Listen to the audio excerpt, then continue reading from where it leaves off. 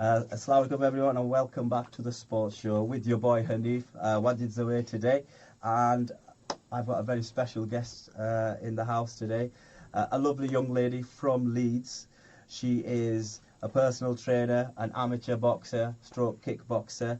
I give you the one and only Sana Khan. Sana, how you doing? I'm good, thank you. How are you? Not bad at all. And as a result, Sana was brought to the studios by her lovely brother. Very nice of him. I've got the lovely, is it Qamar? Qamar, yeah, that's the one.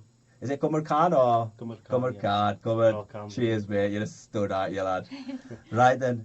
So, Sana, talk to me about this whole boxing, kickboxing, personal trainer business. How did it come about?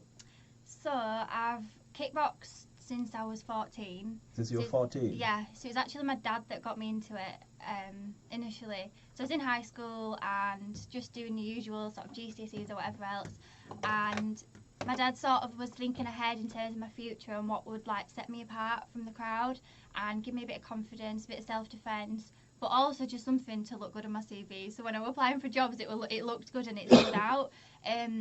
So I went down to Elemental Kickboxing in Bramley, which is where I train. That's where I personal train now. I started off and I hated it at first. I was like really shy, didn't know anybody. I was stood at the back in the corner, just trying to get a hold of the techniques. But I just stuck at it and I thought I'll just keep going and see where it can take me. And 5 years on, I got my black belt last year, which was a massive achievement for me. And from then last year I also started personal training, so I did like a personal training course part-time, and then I also sort of instruct martial arts there as well, so I teach some of the adults class, some of the kids classes, so yeah, it's going really well. Awesome. So your dad got you into kickboxing. That is He did. Amazing. Yeah, so like a lot of people think like, especially Asian parents would be against like their daughters doing combat sports or like going to a gym where there's like the majority are guys or anything like that, but my dad's always been like my biggest supporter in terms of pushing me to do things that like will push you out of your comfort zone, like teach you a new skill. So yeah, it's been really good. Amazing. Absolutely amazing. So have you and your brother ever sparred? Yeah, we spar all the time. All the time in the back garden. And knock him out all the time. I'm joking. I let her obviously knock me out. No, you don't. Give her a confidence boost. We give each other a good few rounds. Like we'll go down to the gym if we're not boxing that evening and we feel like doing a bit. We'll go down to the gym. Or when I was preparing for my fight, he'd help me out, do a bit of pads for me. We'll go down to the gym, do a bit of sparring. It's good. So he keeps taking you over, basically. Yeah. Tell me about you guys growing up. Talk to me about growing up in Pudsey or wherever you're from. What was it like growing up? What were your ambitions? Did you actually think, you know what, I'm going to get into this? Or what were your dreams? I think like in our family, I've always been like the sporty one. We could probably both agree on that. So like I've always kickboxed, and the family have just like been on that journey with me. So like going for my different belts, like I'd come home like, oh, I got my white belt, I got my orange belt, and they probably didn't really know what that meant. And then my brother, I think you started boxing. I started boxing when I was in high school actually, and then I left it, and then I've come back to it again now, and then I've gym here and there, but I've not really been much of a sporty person. I'd say Sana is the most sportiest person in the house. She inspires me still with the boxing, with the sports, to see how far she's come and what she's done. But yeah. But I think like because I started boxing like at an amateur level now, like in the past 6 months, I've really started taking it seriously. I've sort of put kickboxing to a halt for now, and I've started boxing. Like we've kind of like grown closer as like brother and sister because we've started training at the same gym now. So previously when my brother did boxing, he did it at a different gym. He did it at Carmen Centre in Bradford, but now we both train out of Lions Gym together, so it's quite nice to actually train together and have sort of similar interests within the family as well. And then obviously it saves you running to training instead of... Yeah, because I used to run to training and now so I I can can give me a go lift to in the car with me training. now. You mentioned your father, your dad. Was he into sport? Was he into combat sport at all? Well, back in day, he always tells us that he used to, he was like really fit and he could do like 100 press-ups and all this stuff. He did a bit of boxing. He did, was yeah. he's telling us he did Why are a you bit of laughing? boxing because it's just funny the way my dad is. My dad's just funny. Like now he'll just go to the gym and he'll just do the typical man thing and like train biceps and chest because he wants to be big now. But like back in the day, he said he was like really physically fit. And my uncle actually did karate, so he got to a black belt in karate as well. So that's something that he did. My dad does always boast about when he used to go to family weddings. And he used to dance. He used to have his top off. Yeah, because he was like really so in shape yeah, so when you were obviously younger. our dad was a bit of a gym freak back in the day. Yeah. So, I'd say. who inspires you? Who inspires me? I think from like a boxing point of view that people I don't really know, like Nicola Adams is a big one for me. Like I think before Nicola Adams, I didn't realise a female could get so far in combat sports.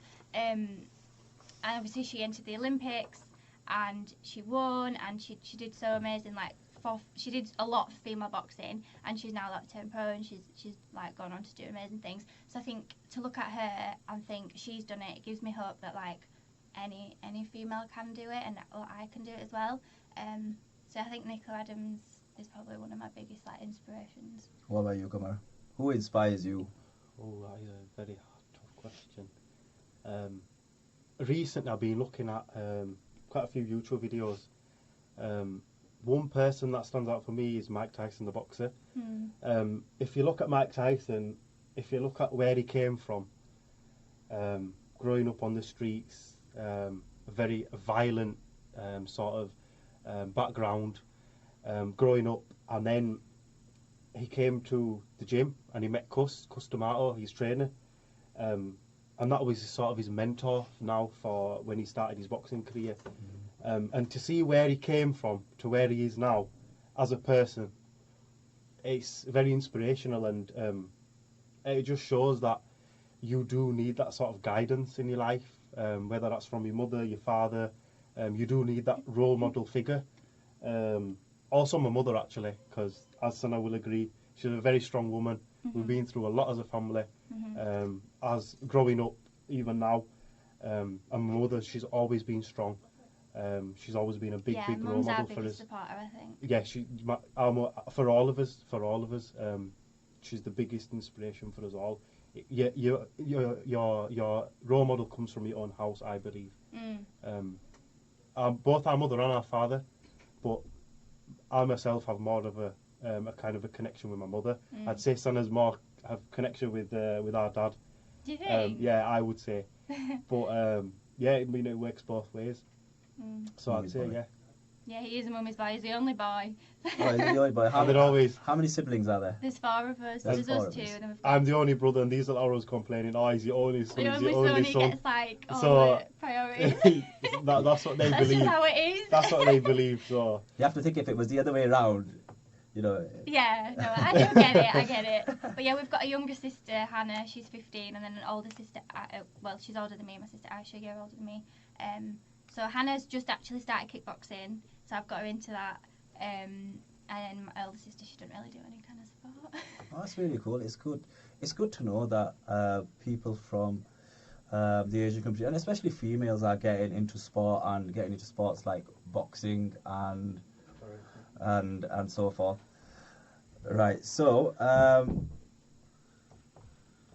well, I've totally lost track now. I'm just really distracted. So let's talk about your amateur. Let's talk about boxing in itself. Let's talk about kickboxing. How did you get into kickboxing apart from your father? Why did you keep doing kickboxing? Because you've told me that you've got a black belt in it. What attracts you to the sport? So I just loved the training. So like when I started, I was at school. It was like I used to train on a Tuesday and Thursday night, and that's all I could think about on them days. Like I can't wait to train, and then when I finished training, it'd be like, oh, I can't wait for the next training session. And I think like for me with kickboxing especially, like the belts kept me going. So like I got my white belt, and I was like, now I've got something to work towards and get my yellow belt and just keep going through the belts.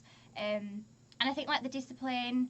The confidence, like I was so shy, like when I was 14, I think my brother can agree, like I was really shy, and just through going kickboxing, obviously now I've started instructing, like standing in front of a big class of adults that are males mostly, a lot taller than me, bigger than me, and me teaching them and giving my knowledge to them, like looking back when I was 14, I would never have thought that I'd be doing that like now. So I think there's so many aspects, like the self-discipline, the confidence, yeah, there's so much to it, and just the training, like just feeling physically fit. Like I remember I couldn't even do a press up before, like I was doing press ups on my knees, like, and then to the point where I felt strong enough to actually do proper press ups, and just the progression that you can see, I loved it. Oh, awesome. Are we seeing more girls doing kickboxing now? Yeah, I would say the gym probably has more females now than we have males. Even with personal training clients at our gym, like we have a lot more females coming in. I think there's still a lot more to do. I can only really speak for my kickboxing gym, but there's a lot more to do in terms of like sparring and getting the women like more confident to spar. But in terms of the actual training and the physical fitness and the fun side to it, a lot of women are getting involved, which is really good to see. What part of training do you not enjoy? Is there any aspect that you don't enjoy? No, I love it all. Love it Sometimes, like on sparring days, you're a bit like, oh, I don't really want to spar. But then once you get into it, like, you love it. So, Yeah, I don't think there's anything. I wouldn't do it if there was anything that I disliked. as a kickboxer, have you been kicked in the face? Of course. What was that like the first time round? The first time, I think like it's always a bit shocking just generally getting hit. Like even taking punches is a bit like, oh, this is not quite normal that we're hitting each other. But once you get used to it, it's quite normal, isn't it? Well, it is for me now. So in terms of kickboxing, how many amateur have you had any amateur fights? Yeah, so you don't really call them amateur fights in kickboxing. You kind of just like compete. Okay. So I've competed like nationally. I actually got invited to the like World Championships in October this year. Oh wow. But because I've taken up boxing, I can't compete with kickboxing. Like as part of an amateur, you kind of have to sign like a contract to say that you won't involve yourself in any other sort of combat sport. So I had to decline that offer. But I did compete for that in Manchester earlier on in the year. So I've won like a few medals from that. So I've got like 2 bronze medals, 3 silvers and 2 golds from competing in kickboxing. But the reason I kind of stopped was because even when I was competing, there was never ever any females in my weight category. So I always had to move up 1 weight or even 2 weights. And when I was younger, when I was like I think 17, I was first started competing, or maybe 16, there were no one in the juniors for me to compete with, so I had to move up into the female, like the women, the seniors section of competing. So I always kind of felt like I was a bit of a disadvantage because I was the lightest in the category and probably like least experienced as I was a junior and they were senior.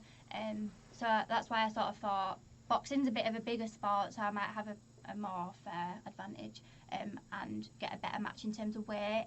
Moving into boxing and competing with that. Oh wow. So because you didn't have enough competition, the lure of boxing came along, and so do you feel a difference? Obviously you're not going to be kicking as much, but in terms of the training, what major differences are there? Oh, it's like everything's different. It's like people say that because not in terms of the yeah, not even just the actual training itself. Everything is different. Like people think that because I've done kickboxing, that doing boxing is just like quite an easy transition, but it wasn't, because like the training I feel like for boxing is a lot more intense. So even just like the cardio aspect, so like doing sprints instead of just general interval. And when I was kickboxing, I didn't really used to train outside of the kickboxing gym, so I'd go and do my sessions, but I didn't really do anything else outside of that. So I just like working and doing my own stuff in between, but not like running or anything like that. So now I've been boxing, like the intensity is so much more. You've got to be doing your general sessions at the gym, but then stuff outside. So even if it's like a bit of weight training, explosive training, going on sprints, running, I think there's just so much more to boxing. And even the actual training sessions, they're a lot more intense, like I find, than kickboxing was. So how long have you been training as an amateur boxer? I think it's been like not very long, like 6 months maybe. Okay. Maybe like 6 to 8 months. It's not very long at all. And from what I've read, you've only had one amateur fight. Am I correct or am I Yeah, wrong? I've only had one. Okay. So, what was that like? You know, selling the fight, because obviously you have to promote it, sell the tickets. Did you get Cummer to help you try and get people on board in terms of attending the event? What was that like? I think like I generally know quite a lot of people.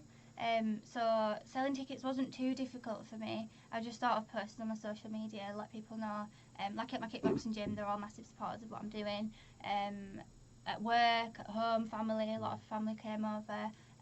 So that, I think in terms of selling tickets, it wasn't too bad. I think like normally with amateur shows, they're quite small. They're in like little community centres or even like at bars or little hotels, and there's not many people watching. But our first show was like a home show, so our gym organised the show at Midlands Hotel in Bradford, so it was a pretty big deal, like for a first amateur show. Like the media was there, so I think there were various different media stations there, and the newspaper were there. There were like, I think it was quite a lot, like for an first amateur show to take in. But yeah, I think like I loved like the training up towards it, so I didn't actually know if I was going to be fighting on the show because I was quite new to the gym, so I didn't know if I'd be ready, but the coach said I was, so I sort of took his word for it. So I had like 4 weeks of intense training, but before that I was training anyway. It's kind of like a 4-week camp, you could say, of training towards the amateur fight, and then yeah, I fought. What weight do you fight at? I fought at 52 kg. Oh my god, I'm like double that. So you're preparing for your first fight. What was it like walking in? And what music did you walk into? We didn't even have entrance music, which I was really annoyed about because I really wanted to like an entrance song, and there just wasn't any. There wasn't even any music playing on the night, was it? It was just like dead. There was like people applauding, that was it. But like when I've done previous fights, I did 2 charity fights, so 2 white collar fights, and I had entrance songs for them, and they were really good.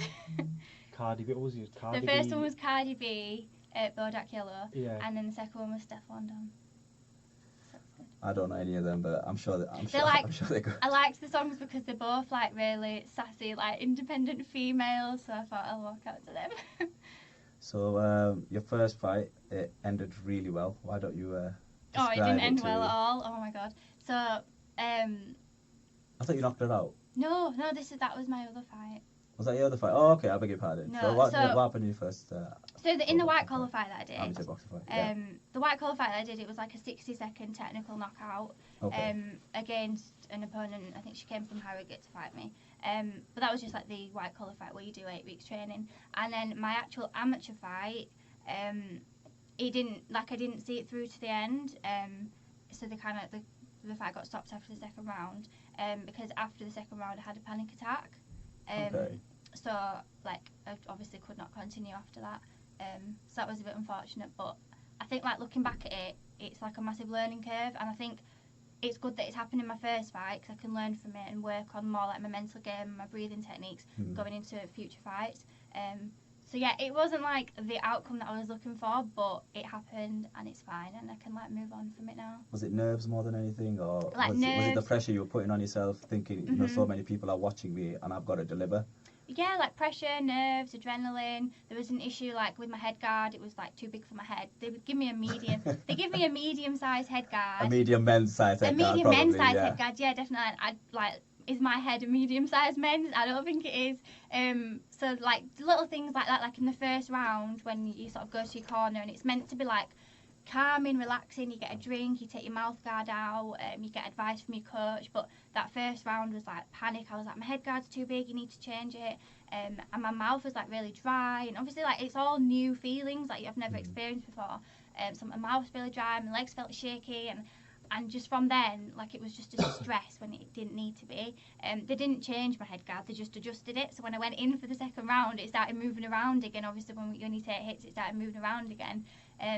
So I think like just the whole thing was just a bit of a shambles in terms of like the obviously the head guard being too big, and then the nerves, the adrenaline, the pressure. So yeah. I guess that's like amateur boxing. You have to learn as you go along. Exactly, yeah. And like obviously I'm never gonna learn and experience things if I don't just like do it and jump straight in the deep end. So I don't regret anything from the night. Obviously, I've learned so much from it. And I think like in terms of the panic attack, it's happened to me before. Like in my black belt grading for my kickboxing, it happened to me then. That was the first time it happened, and this was the second time. So now that I'm like, okay, I'm aware that it could happen. I need to like find ways to deal with it before it happens, so that I can control my breathing and not panic. So I think that's something I'm gonna have to work on myself, because I think a lot of boxing and I think a lot of sports is a mental game, and a lot of people don't realise that. Like we can talk all day about the training, the physical aspect, but I don't really think many people discuss the mental aspects of it and how tough it can be. So yeah, I think that's something that I'm gonna have to learn as I go along. Well, definitely, the mental health is definitely high on the agenda for everyone, and for boxers, I've always had, you know, when boxers retire, some of them unfortunately do go off the rails. Where do you see women's boxing? What's the future like for women's boxing? Do you believe in the UK? I think it's growing, and I think it's going to keep growing, and it's got the potential to go. I think hopefully one day as far as men's boxing. I think we just need more females to put themselves out there and be role models to the youngsters growing up, and especially like Asian females, just breaking the stereotypes that women can be in the gym and women can train just as hard as men and achieve just as much as men. So the outlook for the year, for the remaining year, how many amateur fights would you like to get in, ideally? A few, like maybe, how old are we now? June, July, maybe like 5 or 6. I don't know, up to 10. Like it just depends. Like when my coach says that you've got a fight. I was actually meant to have one during Ramadan, but obviously I couldn't fight when I was fasting, so I declined that one. But I'm hoping like as soon as Ramadan's finished, straight back at the gym. I've been training a little bit, but not as much as obviously I had before. Straight back at the gym and just training and get a few fights in. Hopefully I want to get a few more female spars in as well, because I'm the only girl at the gym, so I'm sparring with the guys, which is good and it's fine. I'll spar with the kids that are similar weights to me and I'll learn a lot from them, but I think I'll learn a lot more sparring women. And I have had a few, like I've gone to a few other gyms around Leeds and Bradford, and they've come to us to spar, but I think I'd like to do a little bit more of that to get more experience fighting females at my weight, and then hopefully get a few amateur fights into the end of the year. Definitely want a good few, just to keep the momentum going, because I've had one now. I just want to keep on it. Fantastic. What are your thoughts on Muslim fighters or athletes training in Ramzan? Is it beneficial really? Does it really help them because they've only got a short window? I think it is beneficial. I think even if you're not going to go on like long runs and do 5-mile sprints and everything like that when you're fasting, but I think to really focus on your technique and your skill and your footwork and all the smaller things that maybe you don't focus on as much when you are able to eat and drink, and you can sort of move around a lot more. Like even like with pad work, sometimes when you're doing pads you're going heavy, or you're on the bags and you're going heavy, your skill can go out the window a little bit, which is fine because you can sort of counteract it with the strength and the power. But I think in Ramadan it's probably good to just take it back, focus on your skill, your technique, your head movement, and all them sort of technical aspects of boxing, I guess. So yeah, I definitely think it's beneficial to still train, and just to generally keep yourself physically active. Like if you're working all day, maybe some people might have like an office job and you sat down all day, and normally you're used to training in the gym on a night, but now you're just sort of sitting around waiting for your fast to open. You're not staying active and staying mobile. Even if it's like a bit of stretching or like even yoga or something, just to keep yourself moving. It's good for the mind as well, I think. Awesome. How has amateur boxing helped changed your life apart from the whole boxing aspect? Have you met anyone popular? Has it provided you with any new opportunities compared to kickboxing? I've not really met anyone popular, I don't think. I think for me, because I'm quite new to it, like I've not really put myself out there much, I don't think, in terms of boxing. I kind of just keep myself to myself when I'm training. I'll just go training. I'll keep myself to myself. I'll do what I need to do because I know what I need to work on, and that's sort of it. Yeah, I don't think I've had really any other sort of opportunities. And what's it like sparrings the hijabi boxer Saf Saeed? We've never actually sparred. Have you never sparred? So I'd love to watch that. we by the need way. to spar, like Full throttle as well. I always say to her, we need to spar. Are you same weight? Are you same No, weight, or she's a she's little bit lighter than okay. me. I think she's 48 kg. Oh, so it's not far really. No, we're quite close. I'm a little bit heavier than her. But yeah, I'd love to spar Saf. Like we train together, like we've been to the gym together, and we did, like I said, the white collar boxing fight together. And we padded for each other and everything, but we never actually sparred. I'd love to watch that. I know. Well, when we were actually fighting, so we did like an 8-week training camp, and there weren't many females. There were a few of us, maybe like 6 of us, and we were like, you get partnered with the people you're training with, and we were the only 2 girls of the same weight, so we were like, we're definitely going to get partnered together. And obviously we became really good friends throughout the 8 weeks, and we were like, we're definitely going to get partnered together to fight on the night. And we were like, do you know what, it's fine if we do, because it's for the sport, we both love it, and we'll give each other a good go. But then we didn't actually end up getting put together, so we both got put with different people. So yeah, we never really did. But then we both ended up, Saf got a technical knockout after her first round, so it was 2 minutes, and mine was after 60 seconds. Like, the woman just didn't carry on. So we were both kind of like, on the same night, we were like, oh, we should just go in together, because we both didn't really get a good fight from it. But yeah, hopefully one day we can sort something out. Saf, if you're listening. I think that'd be a good fight. Come on, what do you think? Definitely. Yeah. Not a spar, an amateur fight. An actual amateur fight? You know, I think, you know, 2 Asian girls. You're not far. I think you could catch weight, possibly at 50. Yeah, 50 we could, kg. easy. Yeah. I think you should. I think you should organise that. I'd love to see that. We'll see what happens. I think that's a good because obviously you both had 1 fight each, and you're at a similar level. Obviously your background's a bit different because you have been more active in a different sport, but yeah, I'd love to watch that. Yeah. We need to get sparring first. Yeah, if we do need to, we'll get a few sparring sessions in. Right then, so I'll give you a bit of a break, and I'll go to cover, and well, let's talk about a bit of MMA, Khabib versus Conor. So what were your thoughts of the whole build-up and the fight and the ending? Well, it speaks for itself, really. Obviously, Khabib, a very humble guy. Conor is the total opposite. Very loud, arrogant, I would say. And then obviously he got what he deserved, really, didn't he, when it came to the fight. Khabib deserved it. I mean, the win, definitely. But I'm not a really huge MMA fan, so I can't really say much. But what about yourself? I mean, I know you're a big MMA fan. I'm massive. Did it entice you? Did you watch the fight?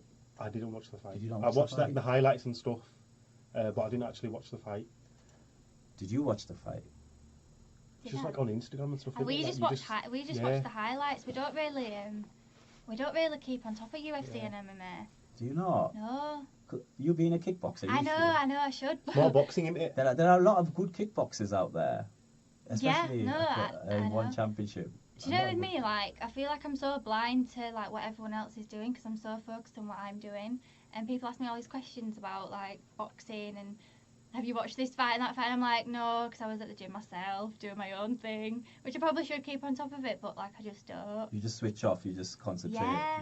Like obviously I'll Television. watch like highlights and stuff, but I won't stay awake till 5 a.m. in the morning if there's a fight on, or you know, You like just stuff record it, like don't you? that. Watch it on YouTube. Yeah, like I'll do that. I'll watch like bits after, but I'm not like You're a crazy very about busy it. person, aren't you? Obviously. Yeah, like I've got like I work full time, then I work part time, then I'm training. It's a lot. Like I'm just so focused. And then in my downtime, I just like to sit at home and spend time with my family when I can. So No, fair play. Let's get into it. Couple wanted to talk about boxing. Let's talk about boxing. Yeah. Let's talk about heavyweight boxing. Go on, bring it on. You've got 3 guys cover. 3 guys at the top. You've got Joshua, Fury, and Wilder. Who is the best from them 3? Right, let's look at them all first. So obviously we've got Wilder, very big hitter, knockout puncher. But he's very unorthodox. So I would personally say his boxing skill, out of the three, it's down there. It's poor, really. Out of the three, obviously. You've got AJ. He's got the power to knock out. He's got the power to slowly eat away at an opponent. But he's also got very good boxing skill. Then obviously you've got Fiore. Fiore's not got much power to him. He's all about his boxing skill. Now, personally, at the minute, I would say AJ. Because of his all-round skill, he's got the ability to sort of slow it down a bit, take it over a few rounds, and then go for the knockout. But yeah, personally, I would think AJ. But Wilder's got that one punch. Wilder has got that one punch, but AJ could take it well. You think AJ could take that? He could take it well. I mean, his defence is not too bad. But who I'm worried for is Usyk coming into the heavyweight division. I'm very worried for him but it's very interesting to see how that would play out, to be honest. Do you think we'll see Wilder and Joshua? Wilder and Joshua, not anytime soon. I think AJ's got at least. I think AJ's got at least 2 more fights to go, then he can fight Wilder. Yeah, I was reading something earlier today, and it were saying that they're very close to signing something with Wilder for 2020. It's going back and forth. It's like Wilder's away. team saying, "Oh, we want the fight." AJ's saying, "Oh no, he's scared. We want the fight." But it's all, I don't know. I think they're kind of building it up, so when it does happen, it'll be like worth so much more. Because I think boxing now, it's not just about the boxing; it's about like the promotion and the trash talking, and like you see with UFC, like we were saying about Conor McGregor. Like Conor McGregor might be the nicest, humblest guy in the world, but he knows that to make money and to get exposure, and he has done a lot for the sport. Like for UFC, no one really knew what UFC was until Conor McGregor made it such a big thing, and that's only because of how arrogant he put himself out to be. But now look at him as a businessman. He's got his own. I think he's got his own whiskey company. Like he's made himself from that. And if he was like a humble guy, you don't really hear about them. So unfortunately, you just don't really hear about them. People like to hear negative. They like a bit of conflict, and that's what people are attracted to. So people know that to get themselves out there, they're going to have to cause some sort of conflict to get that exposure. Yes, you do. You do need someone who's gonna be the loud, who's gonna have a loud mouth, who's gonna give it all the verbal, because you can't have 2 humble guys to sell a fight, because it won't sell the fight. Exactly. What were your thoughts on Fury and Wilder? Sana, I'll let you go first. Did you watch the fight? I saw that one. That was a good fight. Did you agree with the decision? I don't know. Probably not. No, maybe not. But I only think the decision got made so that they can have another fight and make more money from it. Honestly. But I think, like Fury, like look how old he is as well, and look how like he got in the ring and he brought himself back after all the problems that he was having. He lost all that weight. Like I think he's done a lot for himself. I think, and it's like it takes a lot for someone to do that. But yeah, I don't know. What do you think about that? I mean, the first thing I rate him for is when he got up from that when he got up from that punch from Wilder. That was mad. I don't know how he got up from that, but gave him a really good fight. I mean, you could just see his boxing skill from that fight. But I think he got robbed. It's a difficult one, isn't it? You didn't. I don't know. It is a really difficult one, but I reckon that the decision should have gone to Fiore, obviously. But again, like you said, it could have just been for a rematch. They might have just wanted. It's all about the money, isn't it? Really, promotion. Yeah, because a rematch, the rematch will be good. I feel like is the rematch been organised? No. So what's happening is Joshua is signed with. Joshua is with Eddie Hearn, who has contracts with Sky and DAZN in America. Yeah. Fury has recently signed a new deal with ESPN. It's about a 70-80 million pound deal. No one saw it coming, but it was for 5 fights, and he's probably not going to make that money anywhere else, and he's probably not going to fight high caliber elite fighters. And then you got Wilder, who's independent, but he usually fights on Showtime, and he recently fought Brazil, knocked him out in the first round, and looked amazing doing it. Brazil didn't really help himself. His defence is awful. It's a bit like Manchester United's defence.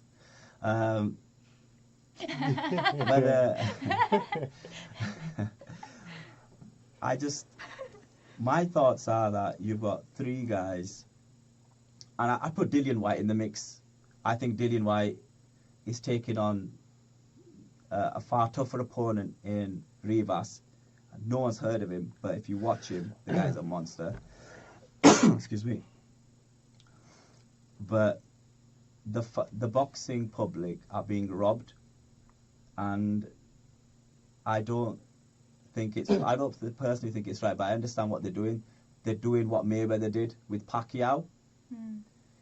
He just let it build for 4 or 5 years, and it became a $300 million fight for him. He made that much money, and I think they're doing the same thing with Joshua and Wilder. The only problem is age isn't exactly on Wilder's side. How old is he? Wilder's he's about 33, 34 years old now. So he's one of the lightest heavyweights out there at the moment, but he's got so much power. He's all muscle at the moment. If you look at him, he's in phenomenal shape. He fought Brazil on normal terrestrial TV in America. He made $10 million from it. Joshua's going to make 30 by fighting Andy Ruiz. Have you seen Andy Ruiz? No. The lad he's fighting. It's not even. It doesn't even look like a fair fight. It doesn't even compare. No, he's like a Dillian White, you could say. Small, overweight. It's not going to be. It's going to be one-sided, in my opinion, unless Andy Ruiz Jr. shocks the world, which he might, but I doubt it. And now Joshua has to send a message, because Wilder just knocked Brazil out in 1 round, and I think Joshua did it in 4 or 6.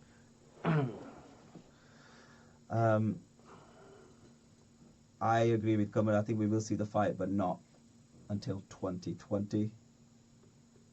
I wish it was happening at the end of this year. They've been calling each other out.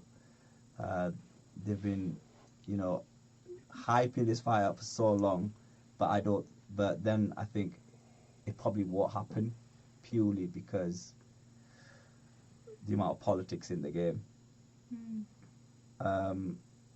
If you were to become a pro fighter, how do you think you would deal with the politics of boxing? Oh my gosh. I don't know. I think I'd just be like myself and just be straight up and honest. Would you take the best on? Are you going to take Saf on? That's what I want to know. You want this fight to happen, don't you? We're Yeah, only why not? amateurs, and Why you're already not? creating politics I around it. want to see the fight. My colleague wants to see the fight. I want to see the fight. I bet you a lot of people would watch that. It's an amateur Of course fight. they would. It's Two an Asian amateur fight. females, yeah. We'll come down for that. See what happens. Let's see. Saf, if you're listening, she wants a fight. Make it happen. Me and Saf are literally like best friends. So best friends can fight. No, but we both love the sport, so we do it for the sport, like nothing personal. Yeah, but you want to knock her out, don't you? I mean, if we were having a fight, then of course you're going to want to win. So you're going to knock her out then? Come on, if you're in a fight, what are you trying to do? You're going to knock her out? No comment.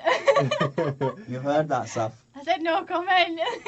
Right then, so that's all we've got time for at the moment. We'll be right back after these lovely ads and the news. There you go, done. I've just made a fight. Oh yeah. I'll do it, mate. I'm happy. I'll edit that. Go on. Right, you're done? We're done? You're done, yeah. Done. An Thank hour's you. it flies by. Thank you so An much. hour? Yeah, it's 6 That o'clock. wasn't an Oh hour. my god. Yeah, we started at about 20 minutes. We started at about 15:15. Yeah, about ads and 45 news minutes. and stuff. In Ramzan, they got like double. This is Wajid. That's Qamar, and that's Sana. And, You the presenter? Yeah. Yeah. I had a janaza today, so. Oh, right. yeah, come on, let's go outside. It's boiling in here. I feel like a promoter now. Oh no, you've like started something now. Started